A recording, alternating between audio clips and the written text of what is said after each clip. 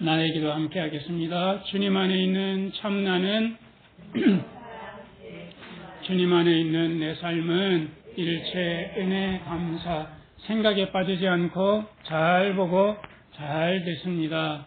훈하겠지 사랑에 행복하게 마음 나누기로 하나님께서 기뻐하시는 제사를 드립니다. 너 공감 나 전달 행함 있는 능력 수고하는 사랑 인내하는 지혜로 능력은 뭐 하는 능력? 사랑은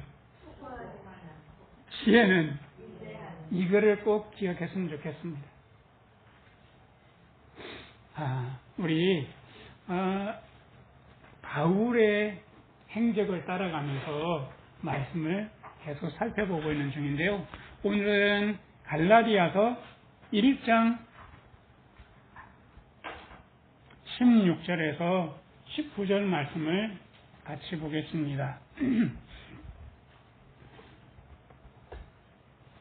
갈라디아서 1장 303쪽에 있습니다.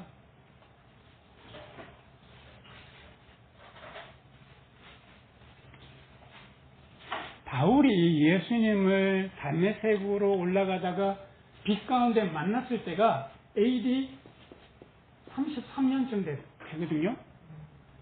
근데 바울이 안디옥 교회에서 처음으로 교회를 공적으로 섬기게 되는데, 그러니까 그 사이는 어떤 부분에 있어서는요, 어떤 일이 있었는지 거의 기록이 없습니다. 한번 생각해 보세요.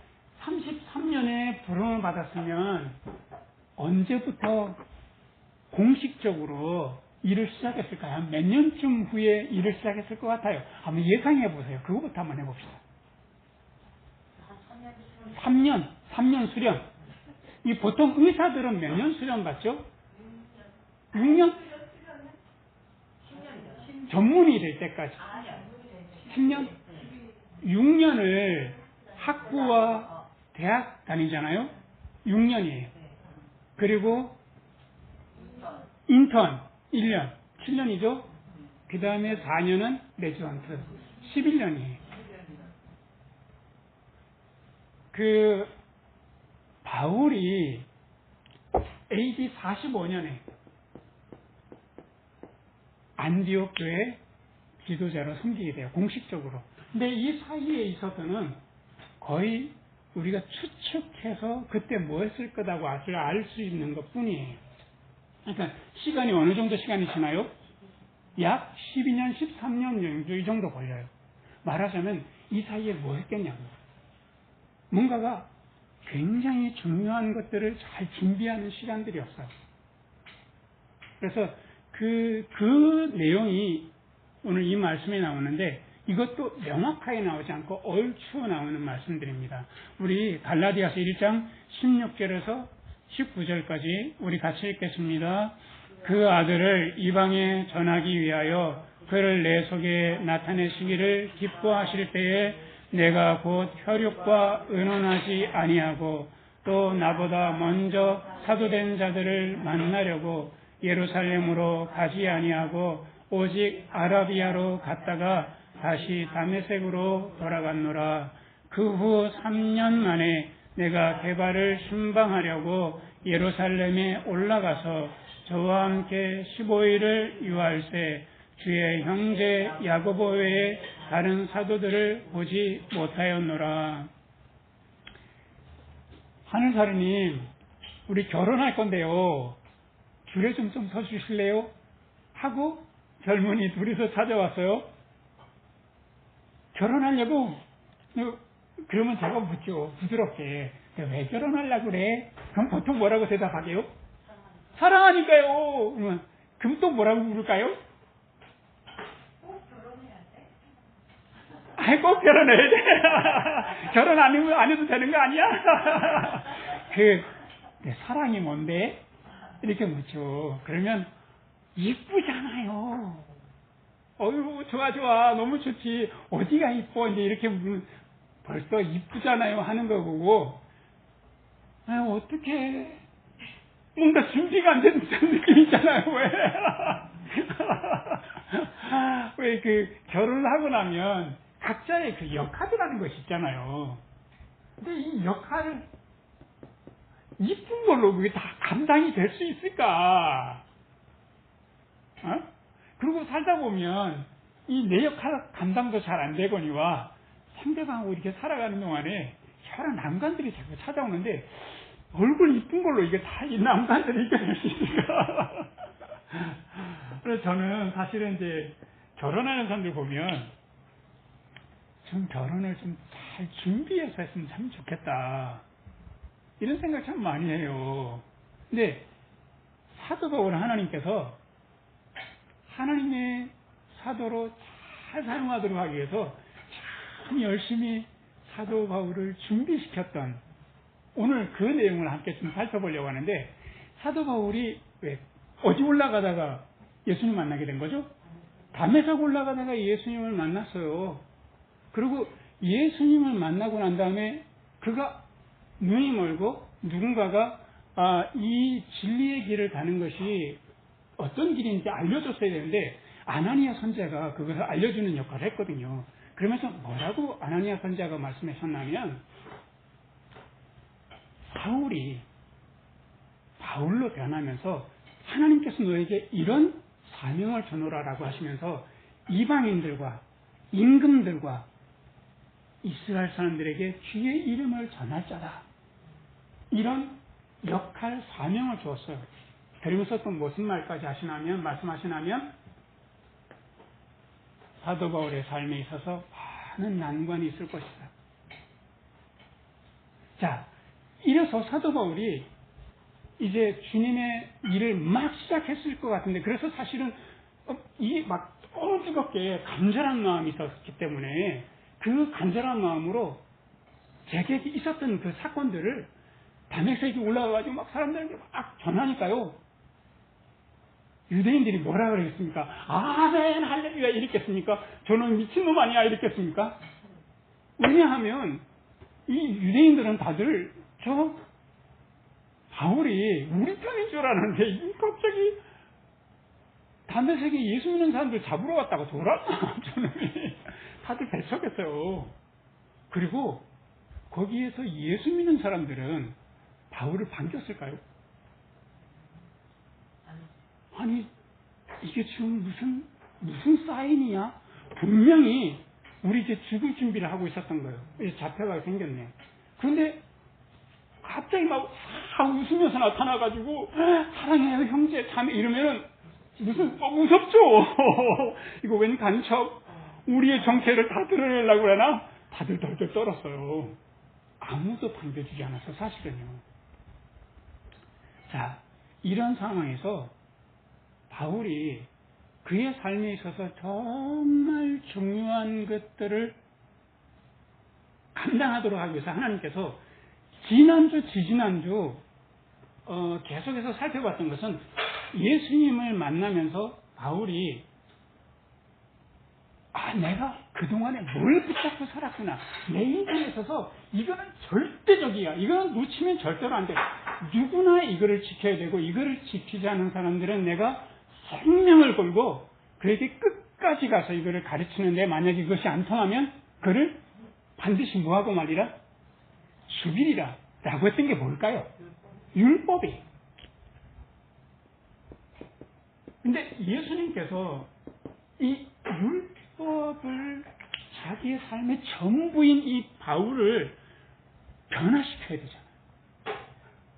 근데 우리가 살아가는 데 있어서 저는 결혼하는 사람들에게 또 인생에 정말 중요한 취직을 하는 사람들이나 여러 가지 중요한 일을 둔 사람들한테 너 이 역할과 난관을 감당할 수 있는 비결이 있냐? 저는요, 결혼하는 사람들에게 꼭 나누고 싶은 3가지가 있다면 어떤 것들인가 하면 첫 번째는 이거요. 내 생각을 다룰 줄 아는 것. 자기가 자기 생각을 알지 못하는 사람은 너무너무 많아요. 최근에 제가 컴퓨터를 하나 구입을 해봤는데요. 컴퓨터로 오니까 컴퓨터 오면 탁 키면 컴퓨터가 쫙 돌아가가지고 내가 뭐든지 해드리겠습니다. 이렇게 합니까? 아니면 내가 그 안에 있는 소프트웨어를 다 입력을 해넣어야 되나요? 그렇죠. 그런 것처럼 사람이 소프트웨어 뭐가 있어야 됩니까? 생각이 있어야 되는데 요 생각이 잘 바뀔까요? 안 바뀔까요? 이거 잘 안 바뀌어요. 그래서 내가 저 사람 너무 이뻐가지고 결혼하려고 그러는데요. 그러면은 너는 너무 텐트가 사고 싶어. 근데 네 아내가 아니 텐트 있는데 그거 써. 그러면 어떻게 할 거야? 그러면 네가 살려고 하는 거 포기할 거야? 그러면 아니요. 설득할 것 같은데요. 저 아내가 설득 당할 것 같아? 그 아내한테 이렇게 엄청난 200만 원짜리 살라고 하는데 지금 이미 잘 쓰고 있는 거 있거든? 바꿔줄 것 같아? 안 바꿔주죠. 그때부터 싸우는 거예요. 뭐가 부딪힌 거죠? 생각과 생각이 부딪힌 거예요. 그래서 생각을 다루는 비결을 알지 못하면 내 역할 잘 감당하기 어렵고요.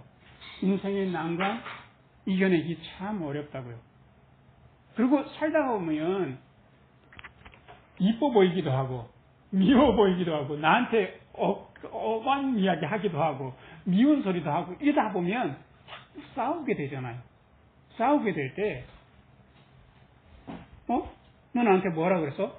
너 바보라 그랬어? 이런 미친 하고 나오기 시작하면 싸움이 아주 커지는 거죠. 상대방이 아유 인생이 왜 이렇게 사냐 바보같이 이렇게 말할 때 반사 이렇게 할 수 있는 능력이 있어야 되는데 뭐 좀 말려들죠. 아이 바보같이 왜 그래? 그러면은 반사? 이러고 웃으면 되는 거잖아요. 근데 이거 웃기 참 어려워요. 심각한 이야기 이제 주고받는데 나 텐트 꼭 사야 되는데 텐트가 왜 필요하냐? 이러다 보면 너 바보같이 지난번에도 그거 사가지고 그래 후회하고 그랬잖아. 너 꼭 바보같은 짓 하더라. 이럴 때 넌 안 그런 줄 알아? 하고 이게 얼굴이 싹 식어지잖아요. 이럴 때 바보 같다고? 어떻게 알았어? 내가 딱 바보 맞아. 이러면 참 귀엽잖아요. 어려워요. 왜냐하면 두 번째 뭐가 안 되냐면 나에 대한 내 존재가 어떤 존재인지 확실해요. 그리고 둘이 와장창 싸우는 걸 가지고 저녁에 잠자기 전에 우리는 잘 싸웠어. 오늘도 저 사람 참 내가 저런 사람하고 결혼하기 너무 다행이지. 나는 너무 해퍼가지고 막 이렇게 막 좋은 거 있으면 막 꼭 해가지고 사고 싶은데 저 사람처럼 저렇게 절약을 해야 우리 사는 거지 하고 자기 싸운 것을 제대로 해석할 수 있는 삶을 제대로 해석할 수 있는 능력이 있어야 되거든요. 이거 안 돼가지고는 어떤 역할도 어렵고 어떤 난관도 이기기 어렵다라는 거죠.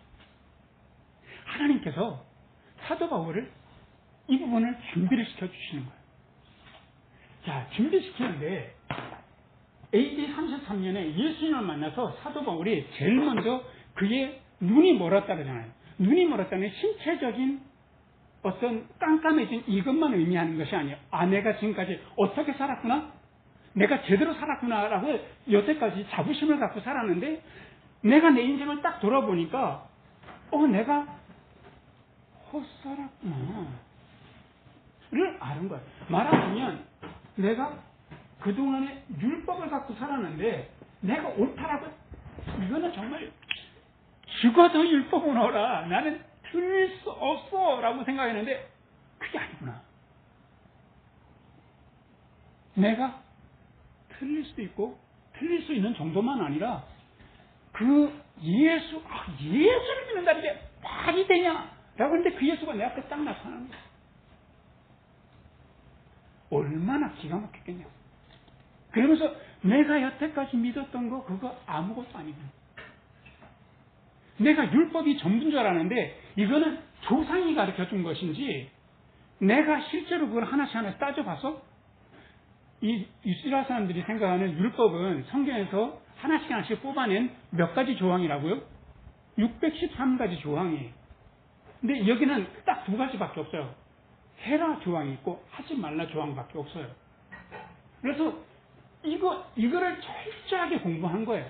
그래서 사도 바울이 어느 정도로 철저히 공부했냐?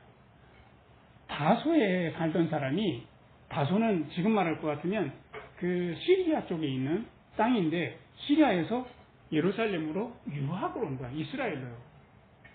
부모님이 그렇게 돈을 내준 거죠. 그래서 이 부모님한테, 어머니 아버지 제가 이제부터 주님의 사도로 나서야 되겠습니다, 이렇게 하면 부모님이 뭐라 하겠습니까?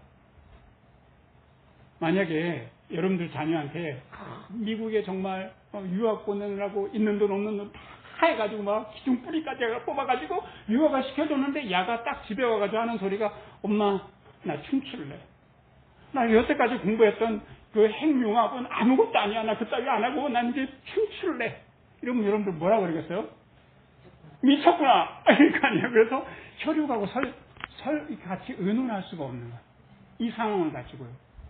그리고 또 제자들한테도 찾아갈 수 없었어요. 왜냐하면 제자들이 사도 바울이 율법을 잘 알겠습니까? 제자들이 잘 알겠습니까? 바울이 훨씬 더 이것을 가지고 계속해서 훈련받았던 사람들. 제자들은 보통 뭐 했던 사람들이에요? 어부했던 사람들이에요. 이 사람들은 율법을 잘 몰라. 그냥 이게 생활 율법은 알지만 이거를 일일이 따져가면서 이 율법이 어떻게 진리로 바뀌어야 되는지 이거를 치밀하게 알려줄 사람이 없었던 거예요. 그러니까 제자들을 만나도 누군가 설명해 줄 수가 없어요. 그래서 어디로 가냐 하면 누구도 의논할 수도 없고 가르쳐 줄 수도 없고 하니까 17절에 보시면 예루살렘으로 가지 아니하고 어디로 갔다 옵니까? 아라비아가 뭘까요? 아라비아 광야입니다. 왜 아무도 없는 이 광야를 갔겠냐고요. 이 광야, 우리나라 말은 넓은 들이라는 이런 뜻을 갖고 있지만 이스라엘의 히브리어는 어떤 의미가 있냐면 미드바르라고 그래가지고 그 원 뿌리가 어디서 나오냐면 말씀하다에서 어근이 나온 거예요. 신기하죠. 그래서 이 광야로 엘리야도 광야로 가고 세례요한도 광야로 가고 예수님도 광야로 가서 그것을 하나님의 말씀을 듣는 거예요. 이게 이 광야에 가서 주님의 말씀을 누구도 가르쳐 줄 수 없고 부모들은 막 말릴 것이고 제자들은 알려줄 수 없는 자기 혼자 고투해야 되는 거예요. 내가 어떻게 율법을 내려놔야 되는가. 나 참 괜찮은 사람인 줄 알았는데 예수님의 빛을 보고 나니까 내가 헛살았구나. 나 이제 어떻게 살면 좋지. 내가 정말 내가 여태까지 헛살았는데 이젠 진리로 가르쳐줄 리가 누구밖에 없냐면 성령밖에 없는 거예요. 그래서 광야에 가서 고요히 듣는 거죠. 3년 동안에 나는 어떻게 살면 좋을까요? 어떻게 내 마음을 내 이 생각들을 어떻게 내려놓을 수 있을까요? 생각 내려놓기를 한 거예요. 생각 내려놓기. 성령의 음성을 들으면서 3년의 고요한 시간이 있었던 거예요. 아라비아 광야에서. 그래서 3년 동안에 이게 지나는데 근데 문제는 어떤 문제가 나면 이제 생각을 다 내려놓긴 했는데 예수님을 만났어요. 근데 복음에 대해서 말씀을 전해야 될 사람인데 복음을 아는 게 많아요, 적어요? 거의 없어요. 그래서 이제는 예루살렘에 올라가서 누구를 만나겠냐면 3년 후에, 그러니까 AD 35년에 예루살렘에 올라가서 오늘 보면은 그 18절 말씀을 보시면 내가 누구를 신방하려고, 누구 만나려고? 게바가 누굽니까? 베드로입니다. 베드로가 당시에 예루살렘의 책임 사도였어요. 그렇기 때문에 베드로에게 가서 예수님이 어떤 분이었습니까? 하고 예수님에서 낱낱이 들었을 거 아니겠습니까? 그래서 예수님의 삶과 예수님의 십자가 지시는 과정과 그리고 부활한 그 모든 사건들을 들었는데, 그런데 또 의문이 많이 들잖아요. 어떤 의미인가 하면, 예수님 분명히 사람인데 어떻게 하나님처럼 구주를 믿을 수 있는가? 이 의문을 풀려면 누구를 만나는 게 제일 좋겠습니까? 한번 생각해 보세요. 이 제자들 중에서도 어떤 제자를 만나는 게 제일 좋을까요? 예수님하고 피를 함께 나눈, 한솥밥을 먹었던 형제를 만나는 게 제일 좋은 방법 아니겠어요? 그래서 야고보를 만나는, 예수님의 형제 야고보, 예수님의 동생인 거죠. 분명히 형하고 따르고 뭐 어렸을 때 막 싸우고 막 이랬던데, 어느 날 그 형을 구주로 믿게 됐다. 이거는 엄청난 변화잖아요. 그래서 그 진리가 무엇인지를 베드로와 야고보를 통해서 뼈저리게 들었겠죠. 굉장히 많은 그때 대화를 며칠 동안 했다 하면 18절에 보시면, 예루살렘에 올라가서 저와 함께 며칠 동안 유했다고요? 15일 동안 내가 알지 못했던 복음에 대해서, 예수님의 삶과 죽음과 부활에 대해서 치밀하게 서로 이야기를 많이 나눴겠죠. 그래서 참 많이 배웠을 거예요. 그래서 진리를 배우는 시간이었어. 근데 그러고 난 다음에 예수님을 언제 또 다시 만나면은 41년이에요. 그 지난주에 그 뒤에 환상과 계시를 보았다고 했잖아요. 이때가 41년이에요. 그러니까 요 어간에, 이 어간에 내가 그거에 이제 내가 붙잡았던 율법을 다 내려놓고 진리로 나를 다시 세우는 시간인 거야. 그런데 여태까지는 내가 율법을 잘 지키는 사람, 나는 율법으로는 온전한 사람이라고 이야기했거든요. 말하자면 율법으로 온전하다는 건 이런 의미예요. 유치원생한테 선생님이 이렇게 말하죠. 길 건널 때 손 들고 건너고 반드시 어디만 건너야 돼? 횡단보도만 건너. 이렇게 이제 선생님이 열심히 알려줘요. 만약에 안 건너면 누구한테 혼나? 그렇죠. 경찰 아저씨한테 혼나. 이러니까 얘가, 경찰 아저씨한테 혼나요? 그래서 얘가 퍼뜩 뭐를 깨달았냐면, 무단횡단 하면서 경찰 아저씨한테 혼만 안 나면 되는구나. 그래가지고 다시금 무단횡단을 했어요. 근데 경찰 아저씨한테는 한 번도 혼이 안 난 거죠. 그래서 나는 교통법규를 잘 지켜요. 왜냐하면 경찰 아저씨가 딱 나타나면 그거 앞에서는 얌전하게 손들고 횡단보도를 건너는데, 없으면 내 마음대로 무단횡단했던 거예요. 이게 바로 율법으로 완전하다라고 하는 의미인 거예요. 무슨 말인지 알겠죠? 그래서 내 마음대로 유치원생이 막 룰랄랄라 횡단보도를 건너다가 오는 차를 못 본 거예요. 찌익 하는 순간에 누군가 뒤에서 자기를 확 밀었는데, 엄마가 내 치겠다고 하는데 조심해 했는데 엄마 말을 못 들었는데, 엄마가 달려와서 얘를 밀어내고 엄마가 그 차에 치여 죽은 거죠. 이 상황이 바로 진리인 거예요. 예수님께서 나는 죽을 수밖에 없는데, 예수님이 대신 엄마처럼 아이를 밀어내고 죽은 거예요. 이 아이 속에 엄마는 영원히 살아있겠죠. 사랑. 우리 엄마가 날 위해서 죽었어. 그래서 바울이 뼈저리게 이 35년부터 41년 이 사이가 시간이 길잖아요.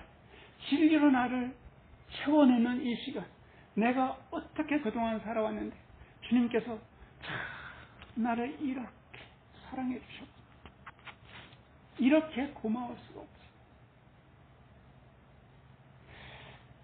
내가 그동안에 어떻게 살았지? 나는 스데반도 죽이는데 죽여라. 내가 당신들이 스데반에 죽이는 것을 내가 다 책임지겠다. 그리고 예수 믿는 사람들 참 많이 형장이 이슬로 보냈다고 자기가 고백하고, 한번 생각해 보세요. 뼈저렸을 거예요. 근데 그 나를 위해서 예수님께서 나에게 찾아오시고 나를 위해서 죽으셨구나. 그래서 나는 이제 어떻게 살아갈까? 내 모든 율법들은 다 내려놓고 진리로 살게 채워넣는 거죠.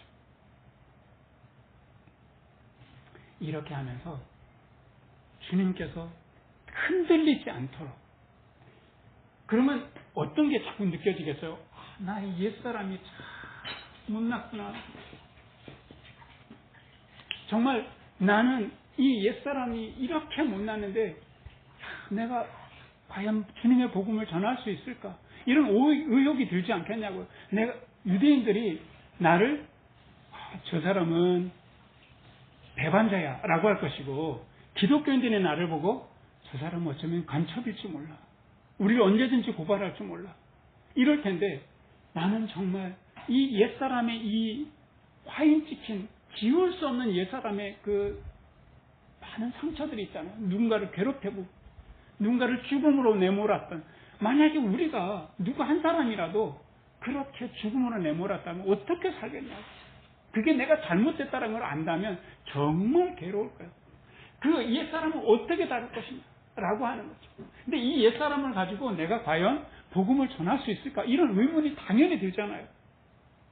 이럴 때 주님께서 보여주신 거죠. 너 시간도 공간도 넘어서는 네 안에 영원한 존재 새 사람이 있어. 내가 너에게 능력과 사랑과 지혜, 영원한 생명을 준 하나님의 자녀인 너의 모습이 있어. 새 사람인 것을 절대로 잊지 말고. 그래서 주님께서 흔들리지 않는 그런 마음을 주신 거예요. 누군가 나를 칭찬해도 어떤 마음이 되냐면 당신이 칭찬하는 것보다 나는 더 아름다워. 누군가 나를 비난해도 당신이 비난하는 것보다 나는 더 비천한 사람. 이런 흔들리지 않는 내가 있는 거죠. 그래서 바울이 이렇게 기도하죠. 새 사람, 나에게 영혼이 있어서 영원한 존재가 있는 것 너무 감사한데요. 어떻게 하면 좋겠어? 나의 옛사람에 정말 내 마음속에 박혀있는 수많은 사람들을 박해했던 이 상처, 다른 사람들에게 그 괴롭혔던 내 마음에 지울 수 없는 이 화인들을 어떻게 하면 좋을까요? 이거 정말 독과 같은데요. 이거 배설물과 같은데 이거 어떻게 하면 좋을까요? 하고 주님 앞에 기도하고 또 기도하고 또 기도했다. 그럴 때 주님께서 어떻게 말씀하셨을까요? 그래, 옛사람은 네가 지휘하느니라 이렇게 말씀하셨을까요? 내 은혜가 내게 족하도다라고 했을까요? 그거 내가 너를 사랑해, 내가 너를 불쌍히 여기고 네가 수많은 사람들을 죽음으로 몰았다면 그 아픔에 그 쓰라린 마음을 가지고 이제는 수많은 사람들을 생명으로 인도하지 않겠냐. 내가 그런 너를 용서하고 내가 너를 불쌍히 여기고 그래서 내가 너를 나의 사람으로 부른 거 아니야. 이랬을 때 바울이 그의 마음속에 맞습니다. 이게 내 옛사람 이거 독인 것 같고 마치 배설물 같지만 내가 그리스도 예수 안에서 이 모든 걸 다 없애고 싶지만 없앨 수 없는 이 옛사람의 모습, 내가 내 마음에 천형처럼 내 가슴에 새기고 겸손하게 엎드리면서 살겠습니다. 내가 혹시 잘하는 것이 있다면 하나님의 은혜고, 내가 혹시 못한 것이 있다면 이건 나의 본래 부족이죠.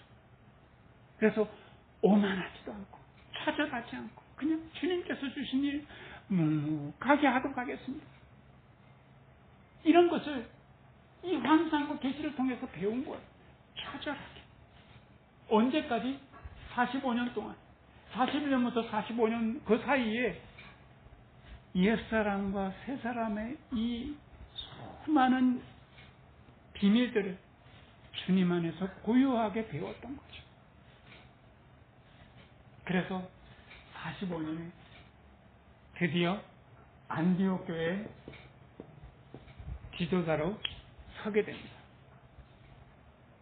바울이 언제 순교했냐면요. AD 65년. 몇 년 동안 일한 겁니까? 그러니까 약 20년 동안 일했습니다. 20년 동안 일하면서 바울이 참 많은 고생들을 많이 했죠. 그 바로 앞에 보시면 고린도 후서가 말씀이 있거든요. 고린도 후서 11장 23절 한번 보셔요. 우리 같이 한번 읽겠습니다. 저희가 그리스도의 일꾼이냐 정신없는 말을 하거니와 나도 더욱 그러하도다. 내가 수고를 넘치도록 하고 옥에 갇히기도 하고 더 많이 하고 매도 수없이 맞고 여러 번 죽을 뻔하였으니 이로부터 시작해가지고 자기가 고생한 이야기, 그 수많은 고통과 슬픔과 아픔들을 쭉 이야기를 합니다. 27절에 보시면 같이 읽어보겠습니다. 또 수고하며 애쓰고 여러 번 자지 못하고 줄이며 목마르고 여러 번 굶고 춥고 헐벗었노라 라고 하는데요. 이 과정 속에서 사람들은 흔히 자기를 잃어버리거나 아니면 내가 다 뚫어냈어 교만하거나. 그런데 이 말씀을 보시면 29절 말씀을 다시 한번 보실래요? 같이 한번 읽겠습니다. 누가 약하면 내가 약하지 아니하며 누가 실족하게 되면 내가 애타하지 않더냐. 누군가가 약하면 내 마음도 같이 약해지고 누군가 실족하면 내 마음이 너무 애가 타는 그런 사랑의 사람을 온전히 낮아져서 내가 말씀을 전하는 그 사람들과 온전히 하나가 되어서 주의 말씀을 전하면서 마지막 형장이 이슬로 갔던 것. 그야말로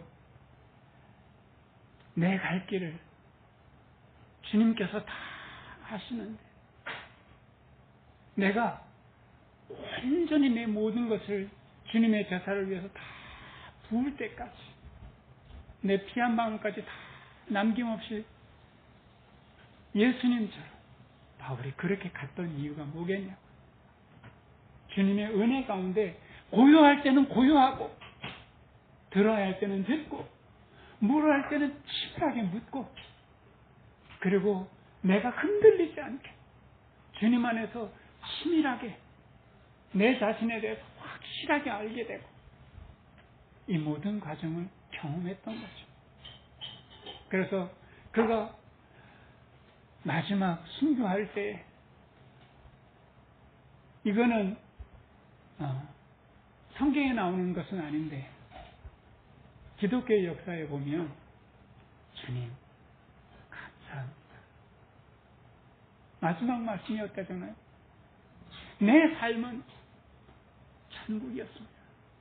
내가 여태까지 살아온 거 고생도 참 많이 했지만 내 인생 사는 동안 아무것도 아닌 나와 함께 주님께서 함께 하셔서 이 귀한 복음을 전하게 하시고 또 주님과 함께 고난도 당하게 하시고 웬 은혜입니까? 웬 감사입니까? 하고 그분이 순교했다는 거죠. 우리도 살아가는 동안에 많은 깨달음이 있잖아요. 깨달음이 내 삶의 열매가 되고 내 삶의 사랑이 되기까지 온전히 체득되어져야 되거든요. 자칫 잘못하면 깨달음이 아주 날선 칼이 된다니까요. 그래서 행복 찾기 하는 부부들이 이렇게 많이 싸워요. 너 생각에 빠졌군, 생각해. 그러면 하늘살이님 나셨군, 하늘살이 나셨어. 나리꾼님 따로 없더니만 이거 한 나리꾼님이 행세하고 있네. 이러고 보통 많이 싸워요. 그래서 서로 쌈꼬리가 되는 거예요. 이게 행복 찾기 한 게. 왜 생각이, 너 옛사람이 나와서 막, 함부로 말하네. 아이고, 잘났어. 새 사람이 말하는 거니, 니가? 그래서, 이 깨달음은 남에게 적용하면 안 돼요. 철저하게 내 세포 하나에 다 새겨지도록 내가 주님과 함께 성령의 음성을 들으면서 주님 말씀이 내 뼛속 하나하나에 새겨지도록 그렇게 체득되어졌으면 좋겠습니다. 그래서 내 머리가 주님의 말씀으로 잘 정리가 되고 내 가슴이 주님의 말씀에 울림이 있고 내 삶에 온전히 체화되어서 우리 삶에 주님의 진리로 주님의 은혜로 아름다운 풍성한 열매가 있기를 주님의 이름으로 축원합니다. 우리 같이 기도하겠습니다. 은혜로우신 하나님 아버지 감사합니다. 바울을 훈련하셔서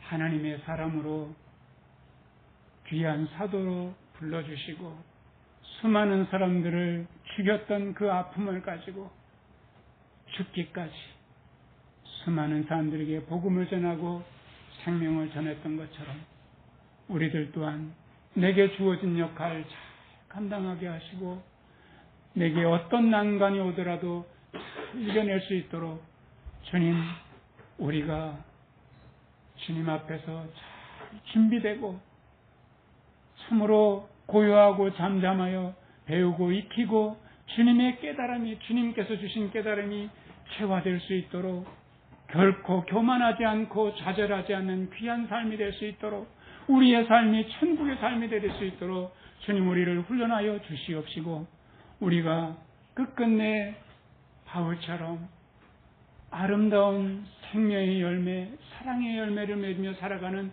복된 삶이 될 수 있도록 축복하여 주시옵소서. 예수 그리스도의 이름으로 기도합니다. 아멘. 우리 405장 같이 찬송하면서 김연은금 드리도록 하겠습니다.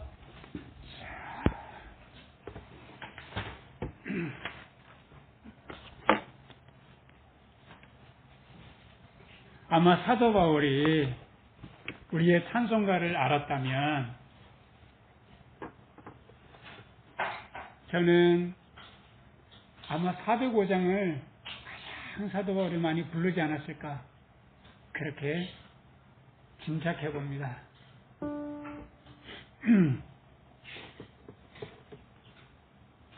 우리 같이 찬송하겠습니다.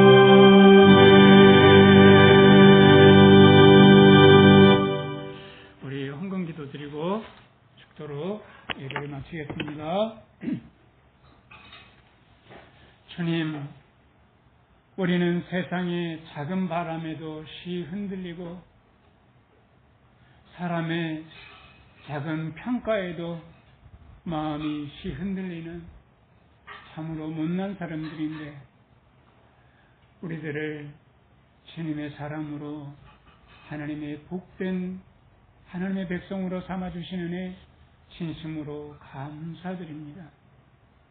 우리를 여태까지 인도하신 하나님의 인내하심과 하나님의 포기하지 않으시고 이끌어주시는 그 아름다운 사랑, 모든 것이 하나님의 은혜인 것을 고백합니다.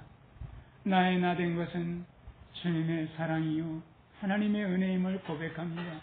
이 은혜에 감사하여서 우리가 주님께 드리는 이 예물 주님 기쁘게 받아주시고 드린 손길들마다 주님의 진리 안에서 더 깊어지고 더 넓어지고 성숙하여서 맡겨진 역할을 잘 감당하고 주어진 난관도 주님의 사랑 안에서 잘 이겨낼 수 있도록 주님 축복하여 주시옵소서. 이제는 우리 주 예수 그리스도의 은혜와 하나님 아버지의 사랑과 성령님의 교통하심이 이 자리에 머리 숙인 우리 교우들과 함께 계시기를 간절히 축원하옵나이다. 아멘.